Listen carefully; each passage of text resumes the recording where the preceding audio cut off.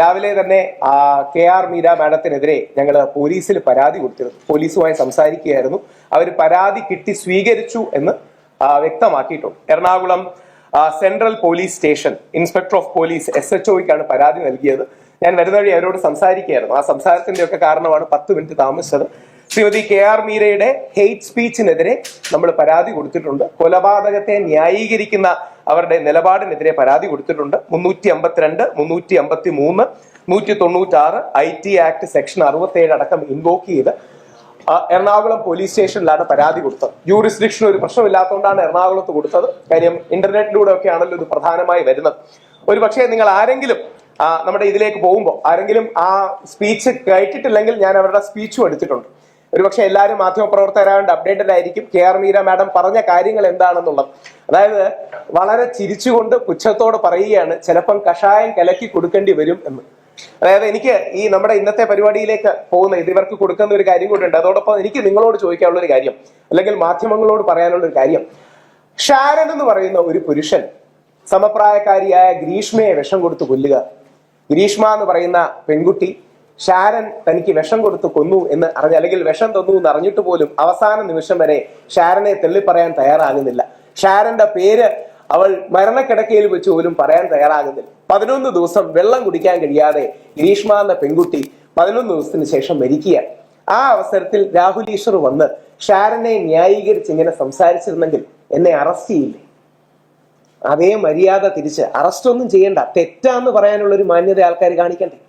അതായത് നമ്മുടെ നാട്ടിലെ പ്രമുഖമായ ഒരു ലിറ്ററേച്ചർ ഫെസ്റ്റിവലിൽ ഇരുന്ന് ഒരാൾക്ക് വിഷം കൊടുത്തു കൊല്ലുക. കോടതി വിധി, ബഷീർ സാറിന്റെ കോടതി വിധിയിൽ വ്യക്തമായിട്ടുണ്ട്. ശ്രീ ബഷീർ സാർ പറയുന്നത് 5ഓ 6ഓ തവണ മനഃപൂർവ്വം ഷാരനെ ഗ്രീഷ്മ അങ്ങോട്ട് വിളിച്ചു വരുത്തി ലൈംഗികതയിൽ ഏർപ്പെടാൻ താല്പര്യത്തോടു കൂടി സംസാരിച്ചു. എന്നിട്ട് വിഷം കൊടുത്തു കൊന്ന ഒരുത്തനെ അപമാനിക്കുകയും അവന്റെ കുറ്റമാണ് അവൻ മരിച്ചത് എന്ന് പറയുകയും ചെയ്യുന്നത് കൊലപാതകത്തെ ന്യായീകരിക്കലല്ലേ? ഹെയ്റ്റ് സ്പീച്ച് അല്ലേ? വിദ്വേഷ പ്രസംഗമല്ലേ?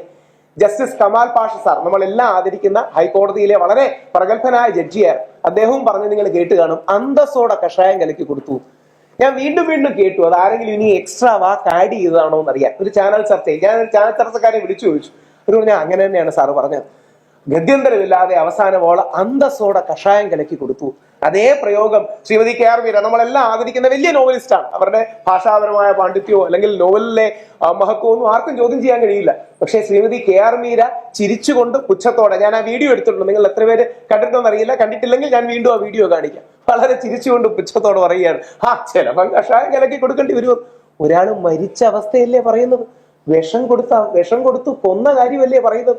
അതും പ്ലാൻഡായി പല തവണ പ്ലാൻ ചെയ്ത് ഗൂഢാലോചനയിൽ ഏർപ്പെട്ട് ഇവൾ വിഷം കൊടുത്തു കൊന്നതിന് തൂക്കുകയർ നൽകിയ അവസരത്തിൽ ആ തൂക്കുകയർ നൽകപ്പെട്ട വ്യക്തിയെ ന്യായീകരിക്കുകയും ഹെയ്റ്റ് സ്പീച്ച് നടത്തുകയും ചെയ്യുന്നത് ഒരു പുരുഷ വിരുദ്ധ മൈൻഡ് സെറ്റാണ്.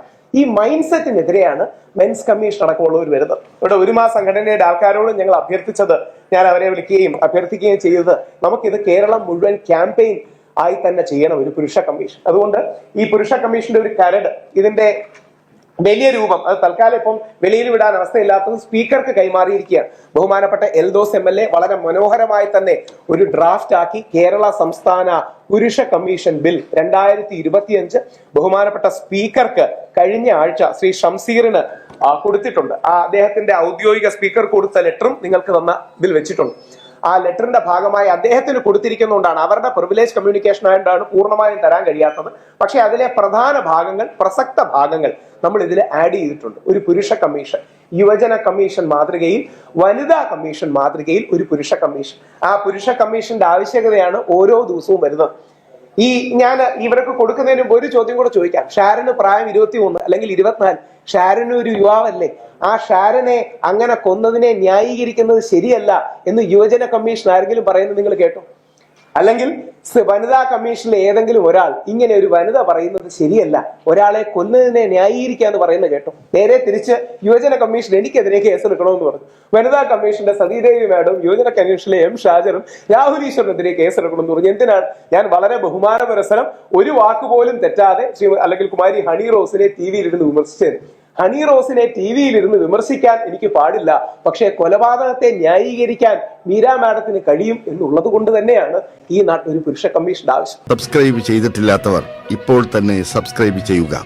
നോട്ടിഫിക്കേഷൻ ലഭിക്കുവാൻ ബെൽ ബട്ടണും അമർത്തുക.